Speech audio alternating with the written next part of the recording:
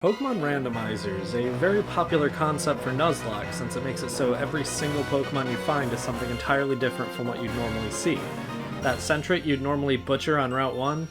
Yeah, sorry, that's a Tyranitar now, and it's about to force you to reset your entire run. However, I've never seen people play these outside of Nuzlocks and just appreciate the absurdity of the concept for fun. So that's what I did, because goddammit I'm excited for Pokemon Legends Arceus and I need to play some Pokemon in the meantime. I decided to play Pokemon White because not only is it tied for my favorite game in the series, but it also has a decent variety of Pokemon that are in the game, 649 to be precise, which guarantees that there will always be something new to catch. If you want to know exactly what I randomized items, wild Pokemon, starters, evolutions, special shops, and a few more things that don't really matter. I didn't randomize anything about the Pokemon themselves other than their evolutions because I need at least a little sanity, but honestly this makes the run more fun in a way I'll talk about when we get there. Other than the randomizer aspect, this isn't really a challenge run per se, it's just a fun little thing to do while I wait for January 28th.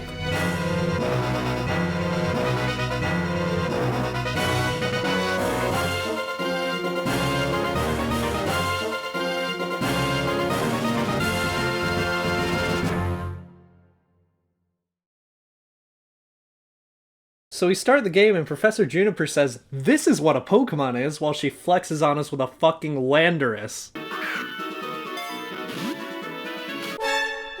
Look, I knew this was going to be randomized, and I still felt fear seeing Landorus here. It's one of the longtime scourges of competitive Pokemon players everywhere, at least in its other form.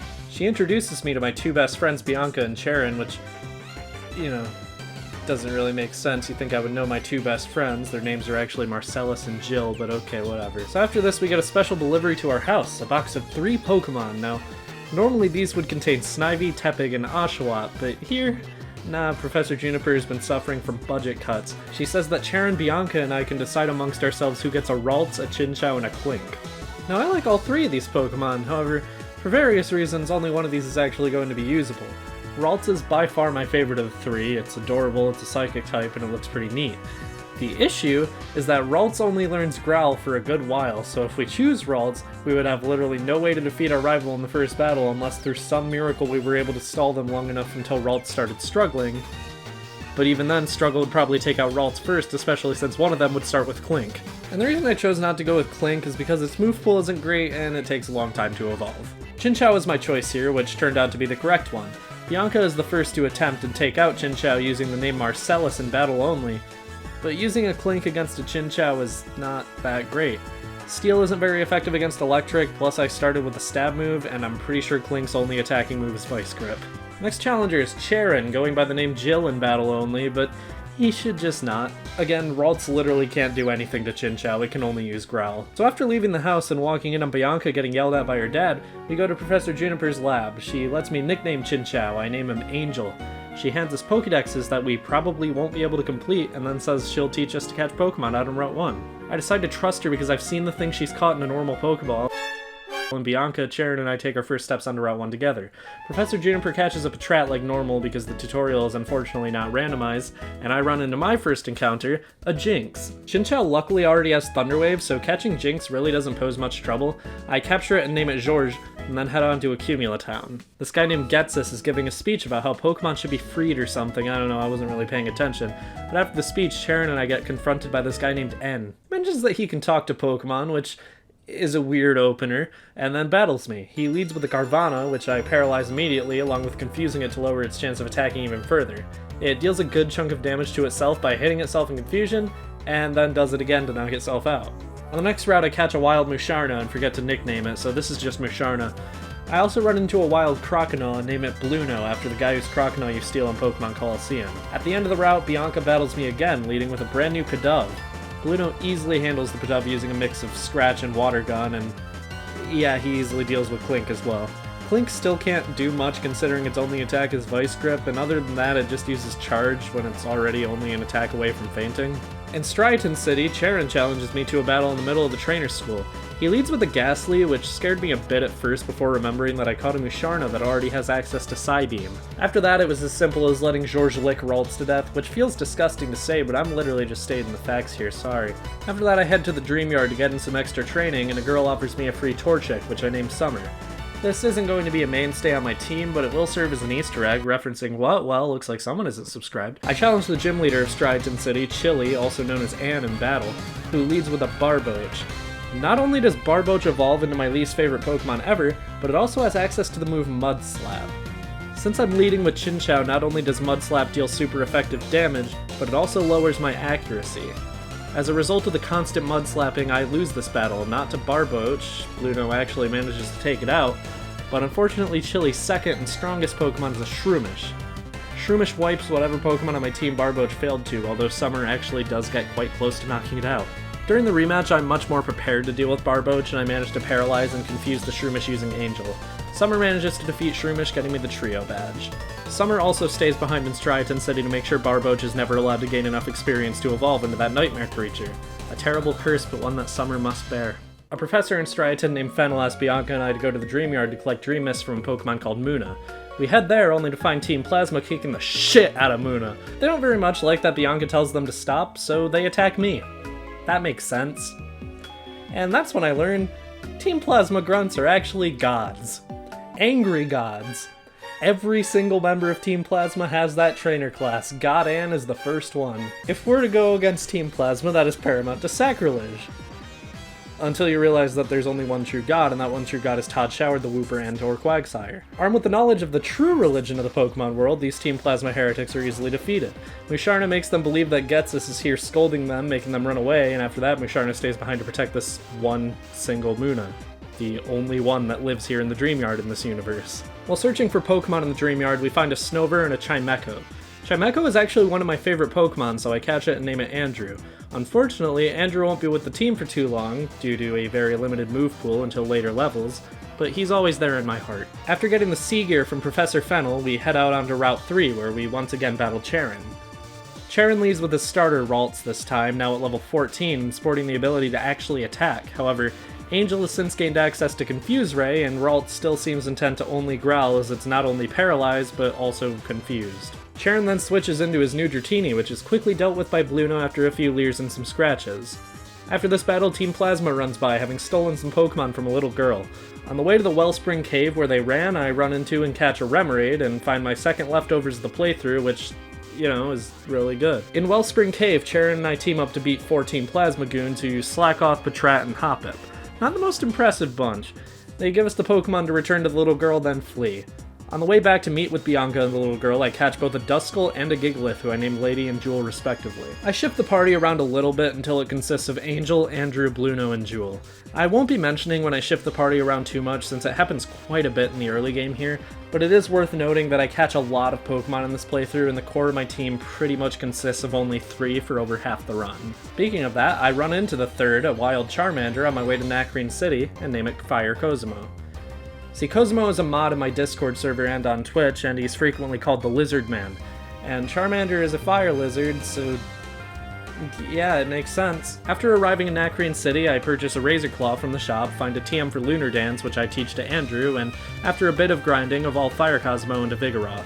Now that she's not a Charmander, Fire Cosmo sounds more like a call to action than a nickname, but I mean, maybe I should Fire Cosmo, it's possible. Before heading into the museum/gym, En challenges me to yet another battle. He leads with a Hoot Hoot, which Bluno easily takes care of, switches into a Dino, which, while cute, doesn't stand a chance against my Vigoroth's Dragon Rage, and then goes to Lillipup as a last resort, which, again, falls to the power of early game Dragon Rage. En says that he will befriend the legendary Pokemon Reshiram and then become my friend, which seems weird because he could literally just ask and I would say yes, his vibes are fucking immaculate. Before fighting the gym leader in the back of the museum, I buy a plume fossil from a shady guy in a warehouse. This plume fossil turns out to be a fossilized Magmar. I name him Poor Guy because, damn, poor guy. He has a butt for a face and he went extinct. With the newly added Poor Guy joining the team, it's time to fight Lenora, aka Antoinette. She leads with a Herdier, which confused me for a moment because I thought somehow the game had de-randomized itself, but no, this was just a crazy coincidence that her Lillipup turned into a Herdier. Herdier actually manages to do a lot of damage to Bluno, so I switch into Fire Cosmo hoping to do some damage with Dragon Rage. Luckily for me, Vigoroth is very fast, so I managed to pull it off. Her last Pokemon is a Dunsparce, which somehow manages to be even less intimidating than the Watchog she usually has. This is easily taken care of with 2 Dragon Rages. After getting the basic badge, Team Skull steals the skull off a Dragonite skeleton in the museum. Lenora orders me and the gym leader of the next town, Berg, to chase them into Pinwheel Forest, but before I do that I remember that Accumula Town actually sells the item needed to evolve Magmar.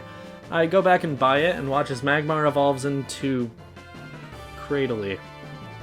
Okay, so maybe the fossilization actually makes sense. Heading into Pinwheel Forest to chase after them, I fight these twins with the most horrifying trainer class imaginable and beat up Team Plasma grunts until I find a TM for Fake Out. If you don't know what Fake Out is, it's a move that always goes first and has a 100% chance of flinching, but can only be used on the first turn after a Pokemon has been sent out. Usually this move is balanced by the fact that not many Pokemon get this move through level up, but having a TM for it completely eliminates this problem. After reaching the end of the forest and beating up the last Team Plasma grunt, Gorm of the Seven Sages quotes Sun Tzu's The Art of War, meaning Sun Tzu and the Art of War both exist in Pokemon. He runs away after returning the Dragon Skull, and I get to head onto the Sky Arrow Bridge, one of the coolest places in the Unova region. After arriving in Castelia City, I take this boat to a place called the Liberty Garden, where Team Plasma are keeping hostages and attempting to capture a Pokemon called Victini. I easily stop them, only to realize that Victini was actually just a Wurmple all along. I capture it and jokingly name it God, only for it to evolve, and for me to realize that maybe the name was less joking than I thought.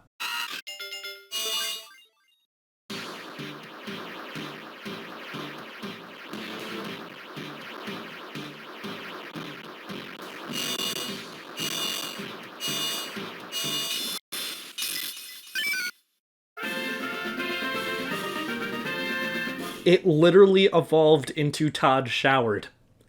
With a newfound determination and Todd Showered by my side, there was nothing that could stop me now. I attempted to head into the gym, only to be stopped by the gym leader, and I hear that Bianca's Muna was kidnapped by Team Plasma. We both go after the thief and track them to a building across the street from the gym, where Getsus tells the story of the legendary Pokemon of the Unova region. He and his grunts and sages escape from the building, knowing full well that I took his chance to get the real legendary Pokemon back at the Liberty Garden. After that, I finally challenge Berg, aka Zoe. He leads with a Gloom, while I lead with God. I switch into Fire Cosmo, knowing full well God couldn't take a Grass-type attack, and after the classic Fake Out, easily take out Gloom with Dragon Rage. His next Pokemon is Totodile, which is easily taken out by Angel now that he knows Spark, and Berg's final Pokemon, replacing the Leavanny that I've come to know and dread fighting after over 7 playthroughs, is a Torterra. That was terrifying to see. However, it just kinda spam Curse while Fire Cosmo burned it with Ember and finished it off with Dragon Rage.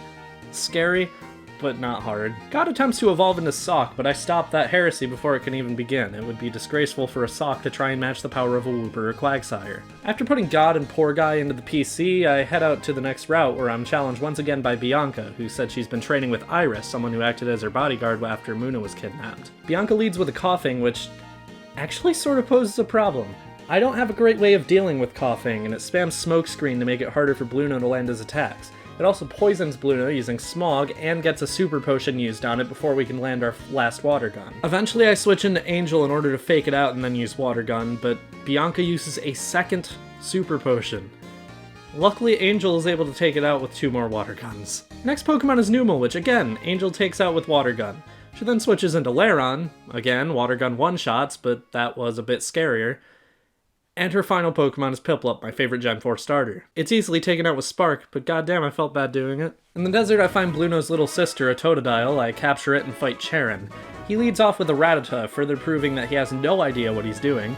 After Rattata came Carvanha, which, while scary because of its ability, Rough Skin, Angel still manages to knock out using Spark. Then he sends in Yamask, which is actually what his starter, Ralts, evolved into. Bluno bites it a few times to knock it out, but Yamask could actually become quite scary if it had the potential to evolve into Cofagrigus, which it doesn't. Charon's final Pokemon is a Skarmory, which is not only unaffected by the Desert Sandstorm, but is also bulky, fast, and pretty competent as a physical attacker. Luckily, Angel is able to move to paralyze it with Spark, allowing Bluno to move in and take it out with a few Water Guns. Totodile evolves into a Marowak, which is pretty cool, although she won't be used on the team for too long. I also find and catch a Pidgey, which evolves into Luxio, grab a Cover Fossil from the Relic Castle, and catch a Rattata, which evolves into Furret, yet another one of my favorite Pokemon. Once I reach Nimbasa City, I stop some Team Plasma grunts from assaulting an old man, grab a free bike, and deposit all the Pokemon I met in the desert into the PC. I then chase the Team Plasma goons into the amusement park, but only find N there. He says that we should take the Ferris wheel to see if we can spot them from above before revealing something to me.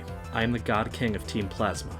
Getsis approached me after one of his speeches and told me so. Also, my dialogue didn't show up because of the emulator, so this is paraphrased pretty heavily, but I promise this reveal is better in the actual game. After that shocking reveal, he battles me to allow the Team Plasma Grunts to escape.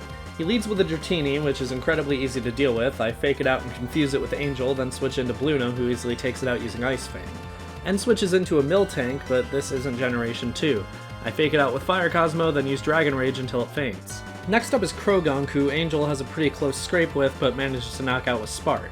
End's final Pokemon was Coughing, but I was not willing to relive what Bianca put me through with her Coughing.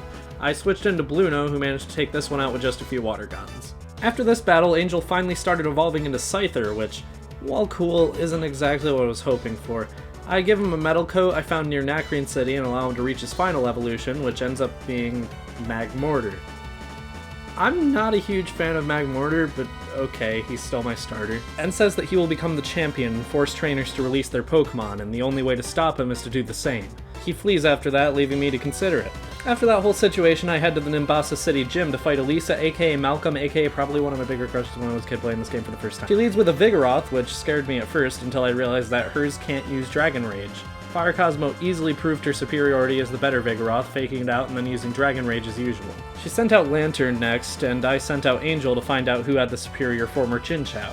The usual combo of Confuse Ray and Spark is enough to take out her Lantern, leading to her final Pokemon, a Huntail.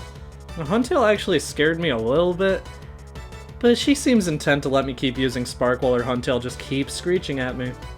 That could have gone much worse than it did, but I got a critical hit on my second Spark, which got me the knockout and earned me the Bolt Badge.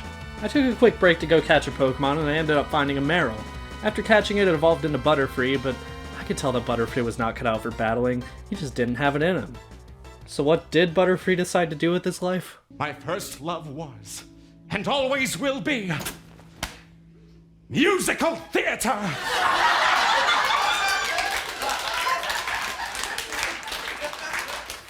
Oh, God, no. So yeah, Butterfree went on to become a star in Pokemon musicals, truly the next Lin-Manuel Miranda. After leaving the theater, though, I stumble upon Bianca having an argument with her dad. Again. Because he chased her all the way to Nimbasa City. He's pleading with her to go home, saying she's gone far enough and he wants her to leave the journey behind so he knows she's safe. But she keeps saying that she wants to keep traveling until she knows what she wants to do with her life. They keep going back and forth until Elisa comes and tells her dad to fuck off. Her dad agrees, saying that he's surprised he's the one acting childish at his age, allowing Bianca to continue her journey as long as she just comes home to visit sometime. She never does. Elisa then says to head out to Route 5, where she'll call the Driftveil City gym leader to lower the drawbridge and let Sharon and I cross.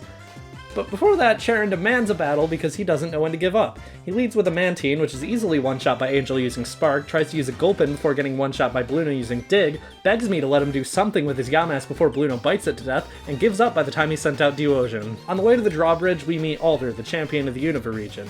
Sharon acts all smarmy because Alder isn't doing his job, and Alder puts him in his place by making him question all of his beliefs. Alder has Sharon and I fight a couple preschoolers who use a Gothorita and a Lily, but they don't stand a chance against the combined team of my good Pokemon and Sharon sitting in a corner doing nothing. After a quick battle against a wild Chansey, Bluno evolves from a Croconaw into a Honchkrow. Honestly, not what I would have preferred, but hey, I have a Honchkrow that knows Crunch now, so who am I to complain? Elisa calls Clay to lower the bridge, and we finally have a way to cross over to Driftveil City. Once we get there, Clay is upset because a bunch of Team Plasma Grunts escaped custody while he was having the bridge lowered. He says that if Sharon and I find them, he'll let us challenge the gym. After fighting a Heartbreaker, his name, Charles. We head to the cold storage to the south of Driftveil, where we find Team Plasma hiding out. We beat them all to a bloody pulp, and Getsis comes to get them from Clay by threatening what seems like hostile occupation of Driftveil City. So anyway, the game glosses over that, so I will too. The battle with Clay isn't too bad. He starts with a shield on, which is actually kinda scary because he manages to get 2 sacred power boosts between hyper potions. Fire Cosmo still manages to take it out with a fake out and a Dragon Rage, but that could have gone really badly. Next he sends out a Baniri, which Fire Cosmo easily beats using Slash a couple times, leading Clay to send out his ace, a Starmie.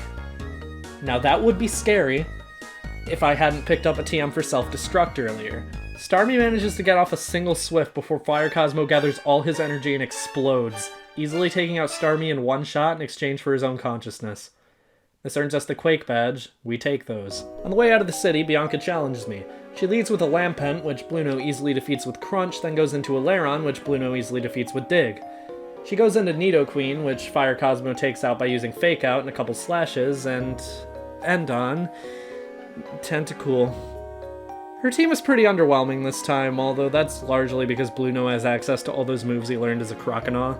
Bianca gives me a TM to allow me to backtrack more easily before leaving to share with Charon. On Route 6, Clay clears the entrance to Chargestone Cave, allowing me to enter after casually giving me a TM for Freeze Shock, and meet up with N and these ninjas called the Shadow Triad, who kind of show up and push you around whenever Enter gets a swamp. Says to meet him at the end of the cave before taking off, leaving me to try and get through. I catch a Cranidos early on, naming it Jack and training it up until it evolves into a Sharpedo. Jack the Sharpedo will be a permanent member of the team. Fire Cosmo also finally evolves again into a Mewtwo. Yeah.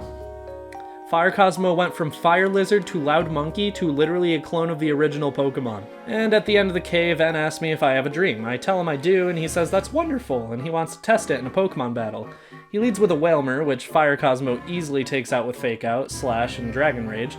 He then goes for a Yamask, which Bluno annihilates with Crunch. Clearly, N hasn't been taking any lessons from Charon. He tries to go for a Dwebble, but my team is already fully evolved at this point. Jack two-shots the Dwebble with Aqua Jet. N's last Pokemon is an Execute. That's kind of anticlimactic considering this battle takes place in N's favorite place in the Unova region. He argues with Professor Juniper a bit, getting angry that she says she can understand his point of view despite disagreeing with it, and says something that out of context fits the Pokemon community on Twitter quite well before storming off. I fly back to Nacrene City to get a fossil I found restored, and find out that it's a Wailmer. After forcing an absurd amount of candy down its throat, it evolves into an Electivire, which I decide to add to the team since it pairs well with Angel. His name is Moby. I met Professor Juniper's dad in Mistralton City along with the gym leader Skyla, who takes off to the Celestial Tower because she thought she saw a wounded Pokemon while flying her plane over it. I head there after her, scaling the tower myself. By the way, did you know pressing the B button on the last 2 floors of the Celestial Tower affects the rotation of all the trainers? Because I did, and I never see it noted anywhere, and that bothers me. On the roof of the tower, I catch a Clamperl and name it Pearls, and ring the bell to bring peace to the spirits of the tower. Clamperl evolves into Superior, which is neat, but I decide to put him in the box for a while. I head to the gym to challenge Skyla, and after getting multiple concussions, finally get to battle her. Skyla aka Joey leads with Ninjask, while I lead with Bluno. I hope I can take it out with Fly, but she starts setting up with Swords Dance while Speed Boost starts to raise her speed. Then I miss the Fly, and she's already at 4 times attack and 2 times speed. Any attacking move could knock out Bluno at this point. But she goes for Screech. This allows Bluno to get into Crunch, which knocks out anyway, proving that Fly was just a waste of time. Her next Pokemon is Porygon 2, which is notoriously bulky and hard to deal with. However, she's not using it optimally, it doesn't have an Eviolite, so I don't have too much to worry about here. A couple Flame Bursts from Angel takes it out. Her final Pokemon is Beartic, which Fire Cosmo easily takes out by using Fake Out, followed by their very first explosion as a Mewtwo, earning us the Jet Badge. And confronts me again when I leave, asking to hear what Honchkrow thinks of me. He's surprised to hear that Honchkrow actually quite likes me, and says that it does break his heart a little that we'll have to be separated. On the way to Twist Mountain, a wild Heatran appears and scares the hell out of me. I don't catch it, and this isn't a Nuzlocke. I don't know why it scared me. It just did. Before heading into Twist Mountain, Charon wants another battle. He leads with a Mismagius. Bluno uses Crunch, Mismagius faints. He goes for Marowak, Jack has Aqua Jet, Marowak faints. He tries to use Braviary, Fire Cosmo fakes it out and Dragon Rages. There is no more Braviary. His last desperate plea is Yamask, and somehow, he defeats Fire Cosmo. A literal Mewtwo. Jack uses Aqua Jet, Yamask is dead. Alder shows up and says he's happy to see us grow, puts Charon in his place again, and gives us the TM for Surf. After I mess with the settings for Forever to make the season be winter, I head into Twist Mountain and meet up with Clay again, who says Team Plasma is wreaking havoc on his mountain. Can you buy a mountain? Apparently. Charon beats them up for me this time, so I just head straight into Icirus City, where Cedric Juniper talks about Dragon Spiral Tower, the supposed oldest building in the Unova region. I mostly ignore him and just think about the next gym, which I cheese the puzzle in by exploiting the messed up collision on a few of the rocks. Bryson aka Wellington leads with a Roselia, and you'd better believe I just laughed at this. Fire Cosmo uses Fake Out to take half of its health and then finishes it off with a Bug Buzz. He pivots to Luxray, which intimidates Fire Cosmo, but Fire Cosmo doesn't care and just Bug Buzzes and surfs until finally getting roared out into Jack. Jack tries his best to damage Luxray using Aqua Jet and Assurance, but gets one-shot by Thunder Fang. Fire Cosmo comes back out, finishing it off with a Surf. Bryson's final Pokemon is a Meganium, which Bluno completely overkills by using Freeze Shock.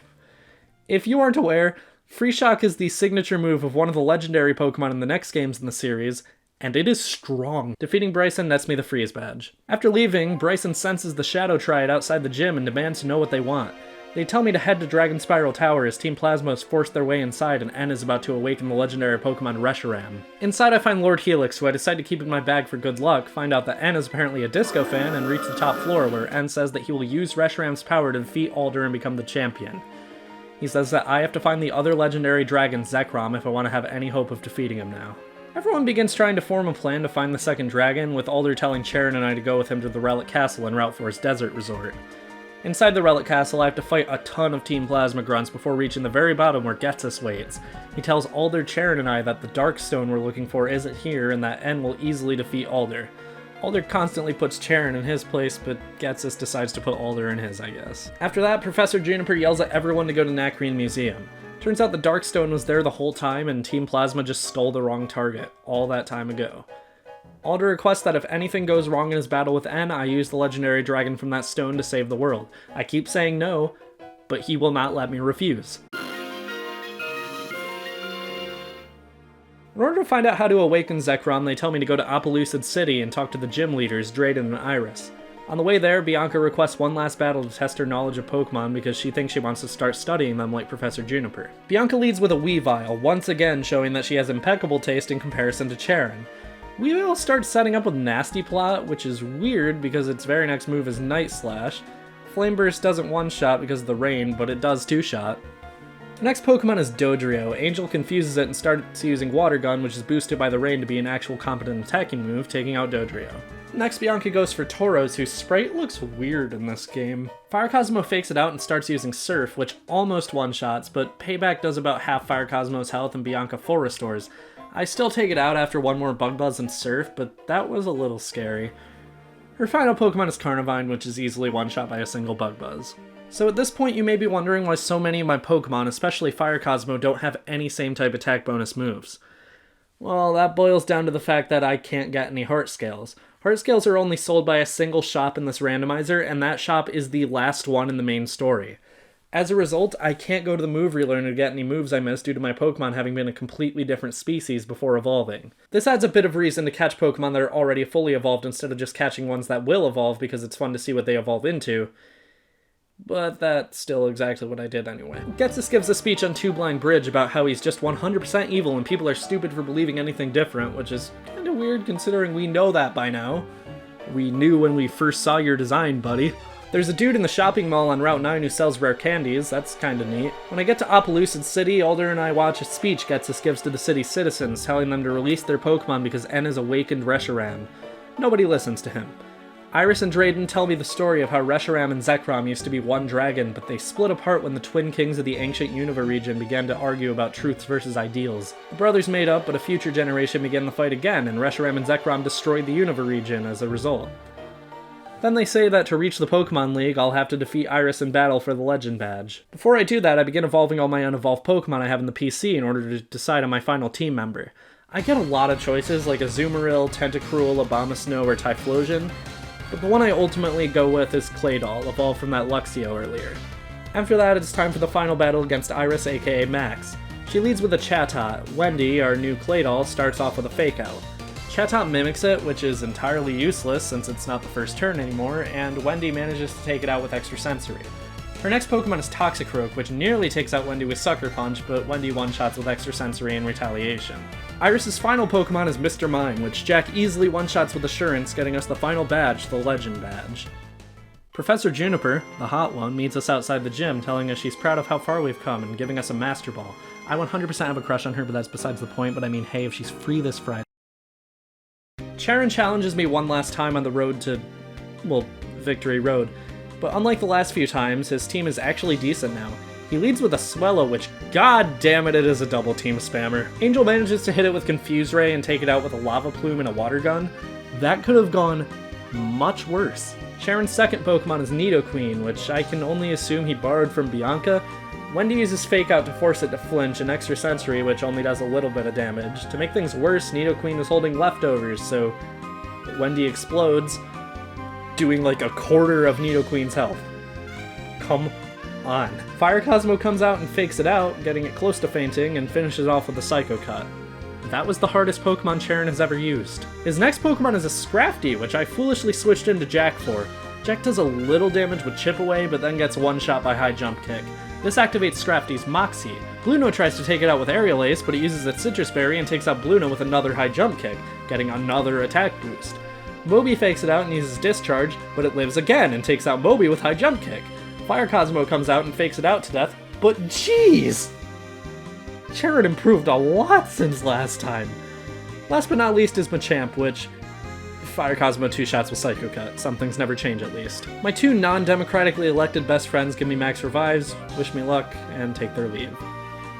At the badge check, they confirm that I have the Trio Badge, the Basic Badge, the Insect Badge, the Bolt Badge, the Quake Badge, the Jet Badge, the Freeze Badge, and the Legend Badge. Victory Road goes by quickly, and before I know it, I'm standing at the gate to the Pokemon League, the final stretch. My team consists of Bluno the Haunch Crow, one's a Croconaw, and one of the very first Pokemon I caught, still one of the most reliable to this very moment.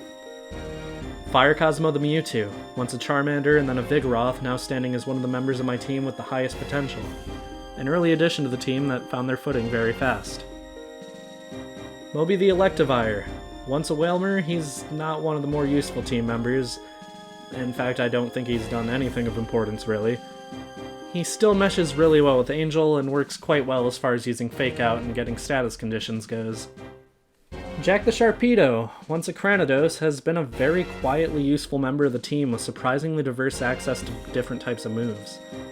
It's sad that nothing remains of his days as a Cranidos, but at least he's found a family with the rest of the team. Wendy the Claydol, once a Pidgey and then a Luxio, hasn't done a lot and kinda got chosen because they look cool, but hey, they can explode and that's pretty awesome. And Angel, once a Chinchou, then a Scyther, has grown on me a lot. Diverse moves, a refusal to forget Water Gun for whatever reason, surprisingly great stats, and a good ability make Angel a force to be reckoned with. And he's also my starter, so I'm biased there too. The first member of the Elite Four is Chantal, aka Rachel. She leads with Mienshao, which Bluno manages to one-shot with Aerial Ace. Her next Pokemon is Magneton, which Angel easily melts with a Flamethrower. Third up is Swampert, which was rough. Jack came out first. I was hoping Swampert wouldn't be able to hurt too much, but Crunch didn't do nearly enough, and Swampert had Protect to waste away PP. A single takedown nearly defeated Jack. I attempted to finish it with Aqua Jet, but Chantal used a full restore. I switched into Fire Cosmo, but Muddy Water got them off to a bad start with an accuracy drop. Fire Cosmo tried to use Fake Out, but Swampert used Protect. Surf did almost nothing to Swampert, and Psycho Cut missed, leading to Fire Cosmo fainting.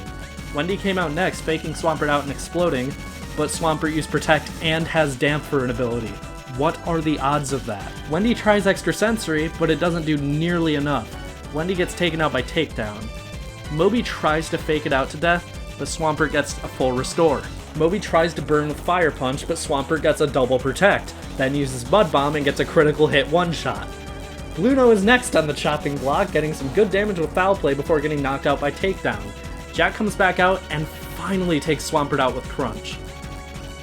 That was rough. Her final Pokemon is Houndoom, which Jack luckily one-shots with Aqua Jet, but this battle sucked. That Swampert beat 2/3 of my team, nearly 5/6. I'm still a little salty, and it's been a day at the time of writing this script. Fuck that Swampert! The next member of the Elite Four is Grimsley, your drunk uncle with a gambling addiction. He leads with a Slowbro, which Bluno easily one-shots with Foul Play. Next up is a Selgor, which Angel burns to a crisp with Flamethrower after eating up a Bug Buzz. Next up is Masquerain, which would be annoying if Intimidate bothered Angel at all, but nope, Flamethrower still one-shots here. Finally is Umbreon, which poses a little bit more of a threat. Fire Cosmo fakes it out, but it doesn't flinch, and uses Confuse Ray. Fire Cosmo starts punching himself in the face immediately, and Bug Buzz doesn't do enough to knock out Umbreon. In the end, Fire Cosmo gets taken out by Assurance. Moby comes in next, fakes out Umbreon again before getting Confuse Raid, manages to land a Thunder Punch, and then Grimsley heals Umbreon, meaning it was all for nothing. Until Moby paralyzes Umbreon. He just keeps on Thunder Punching, but Grimsley heals again. Umbreon takes out Moby with Feint Attack, but Angel comes out and finishes Umbreon off with Bug Buzz. Next up is Caitlyn, who I totally have a crush on. She's Caitlyn leads off with Hippowdon, which Bluno gets off to a strong start by hitting it with Freeze Shot, which it survives at half health. A smart person would finish it off with Foul Play, but I'm not a quitter. I try to go for a second Freeze Shock, but I miss. I go for a third one, and I miss again. At this point, I can't afford a fourth one, so I heal Bluno instead of using Foul Play. Luckily, the fourth Freeze Shock in a row manages to hit and knock out Hippowdon. Next up is Zangoose. It uses Taunt, but Bluno only has attack moves anyway, so who cares? Bluno tanks an X-Scissor and knocks it out with Foul Play. Her third Pokemon is a Pidgeot, which Moby fakes out and then hits with a Thunder Punch, knocking it out cleanly while only taking a single wing attack. And last but not least, Caitlyn has a Girafarig, which Jack easily one-shots with Crunch. This was by far the easiest match of the Elite Four. Last but not least is Marshall, Alder's apprentice. He leads with a Shiftry, which Fire Cosmo easily defeats using Bug Buzz. Next up is Flareon. Jack finishes it with a couple Aqua Jets, only taking damage from Fire Spin in the process. Marshall's third Pokemon is Throw, which again made me second guess myself because that's a Pokemon he actually has. Wendy manages to do some damage with Extra Sensory, and Bluno takes it out with Aerial Ace and Fly after an unfortunate Circle Throw. Marshall's final Pokemon is Ursaring, which Fire Cosmo takes out with a Fake Out and a couple Psycho Cuts. Remember what I said about Caitlyn being the easiest member of the Elite Four? Yeah, I take it back. And now, it's the end. I head to the Champions building at the peak of the Pokemon League, only to find that N has already defeated Alder. He says that he will not fight me here, as it isn't suitable for the legendary dragons, and orders Team Plasma's castle to rise. And it does. Around the Pokemon League. That is like a supervillain power move. N says to follow him to the throne room, and that we'll battle there. Alder tells me to defeat N and save Unova. After following N into his castle, 6 of the 7 sages say they're going to stop us before we can reach N, but then the gym leaders bust in probably the most epic moment in the entire game, telling us to run on ahead and leave the sages to them. The Shadow Triad leads me through the castle, where I meet Anthea and Concordia, who I thought were going to be way more important to the game than they were on my first playthrough. They tell me that N is only doing this because he was only raised around Pokemon that were abused by humans, and that he doesn't understand why Pokemon outside the castle love humans. He's incredibly naive and innocent, and innocence can be terrifying. On that same note, I see N's room. This is where he grew up, and it's terrifying. And finally I reach the throne room. Getsus greets me before I go in, telling me that I don't stand a chance against N, and that his plans to make it so only Team Plasma, and more specifically himself, can use Pokemon, are about to come true. Heading into the throne room, N says that his determination is absolute and believes I share this determination. Once I approach, though, he seems disappointed that Zekrom isn't responding. He says he kinda liked me. He offers me 2 options: challenge him to a battle where I can't win, or watch the birth of a new world where Pokemon are separated from their trainers. Then he calls Reshiram, and the Darkstone begins to react. Zekrom awakens and asks me to battle. I interact with it, and it's Gardevoir. It was always Gardevoir. I knew I'd get a chance at one of Ralts' evolutions eventually if I didn't pick it at the start. I throw the Master Ball, capture Gardevoir, nickname it Zekrom, send Wendy to the PC, and at long last, it's time for the final battle with N. I shall sweep you before me!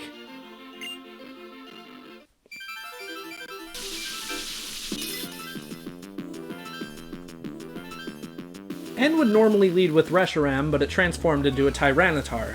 Luckily with Unnerve instead of Sandstream.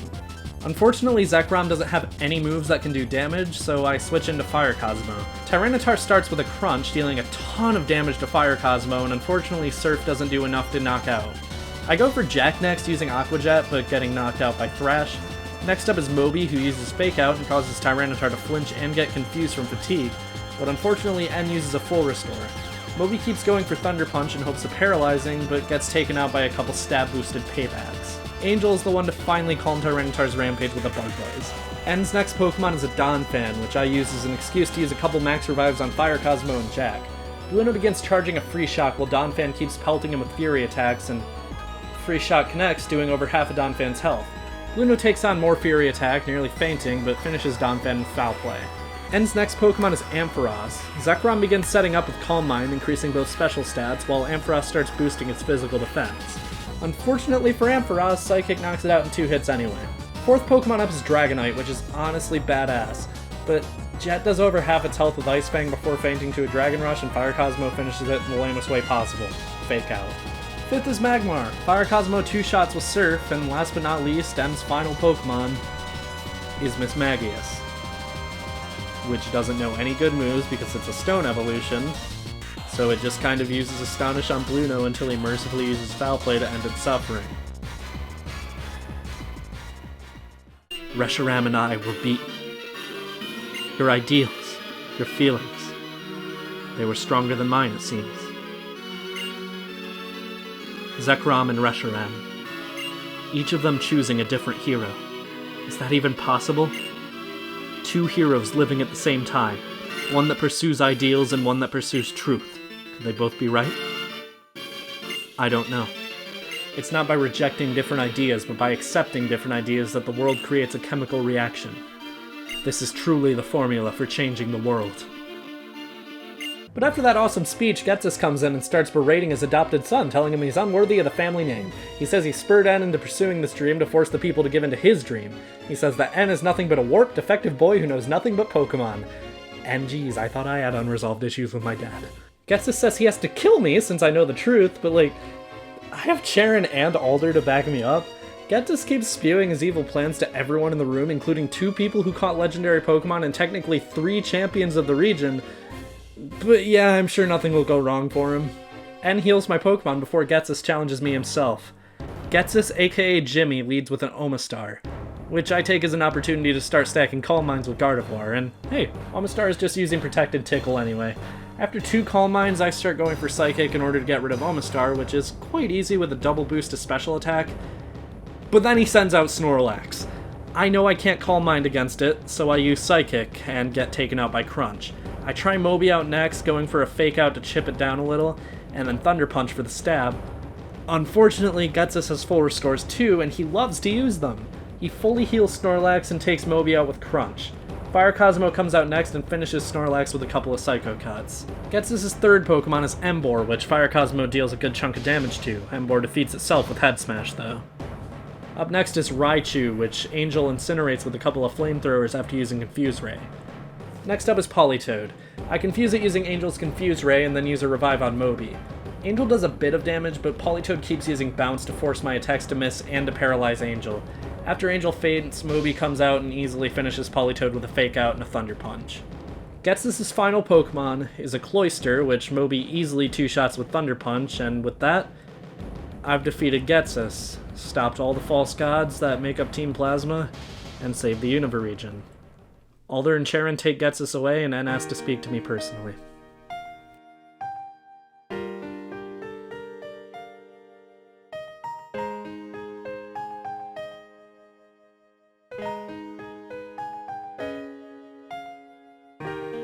It's about when I first met you in Accumula Town. I was shocked when I heard what your Pokemon was saying. I was shocked because that Pokemon said it liked you. It said it wanted to be with you.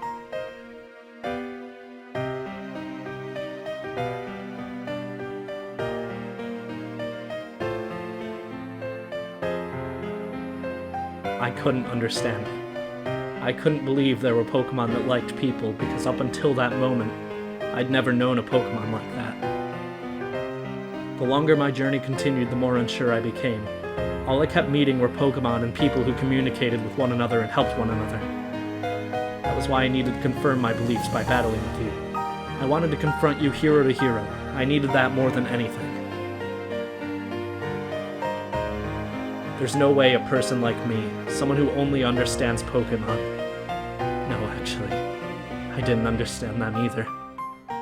No way I could measure up to you when you had met so many Pokemon and were surrounded by friends. The champion has forgiven me, and what I should do now is something I'll have to decide for myself.